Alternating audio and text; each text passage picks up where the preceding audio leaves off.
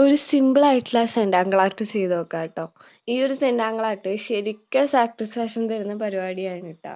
പ്രത്യേകിച്ച് ഈ ഒരു പാറ്റേൺ. കാരണം എന്താണെന്ന് വെച്ചാൽ നമ്മൾ ഭയങ്കര കളർഫുള്ളായിട്ട് ചെയ്തുകൊണ്ടാണ് തോന്നുന്നു കുറച്ചുകൂടി ഇൻട്രസ്റ്റിംഗ് ആയിട്ട് തോന്നിയിട്ടാ ഇതുവരെ ചെയ്തതിനേക്കാളും. അപ്പോൾ ഇതെങ്ങനെയാണ് ചെയ്യേണ്ടതെന്നുണ്ടെങ്കിൽ ഇങ്ങനെ സിക്സ് ആക്കായിട്ട് കുറേ ലൈൻസ് വരച്ചു കൊടുക്കുക.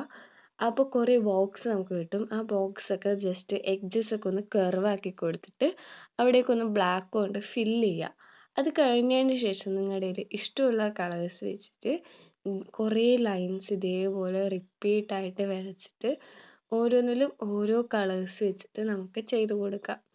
ആൻഡ് ഈ ലൈൻസ് വരയ്ക്കുന്നതാണ് ശരിക്കും നമ്മുടെ മൈൻഡ് റീഫ്രഷ് ആക്കാനും കാമാക്കാനൊക്കെ ഏറ്റവും യൂസ്ഫുൾ ആയിട്ടുള്ള സംഭവം എന്ന് പറയുന്നത് കേട്ടോ. ഭയങ്കര സ്ട്രെസ്ഡ് ആയിരിക്കുകയാണെങ്കിൽ ഡിപ്രസ്ഡ് ആയിരിക്കുകയാണെങ്കിൽ ഇങ്ങനെയൊക്കെ ഒരു പേപ്പറും പെന്നും എടുത്തിട്ട് ജസ്റ്റ് ഒന്ന് ട്രൈ ചെയ്ത് നോക്കുക.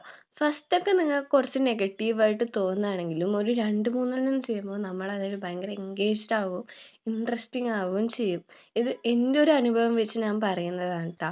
അതുപോലെ തന്നെ പ്രായഭേദമന്യേ ചെയ്യാൻ പറ്റിയൊരു ആർട്ടും കൂടിയാണ് ഈ സെൻറ്റാങ്കിൾ ആർട്ടും ഡൂഡിൽ ആർട്ടും.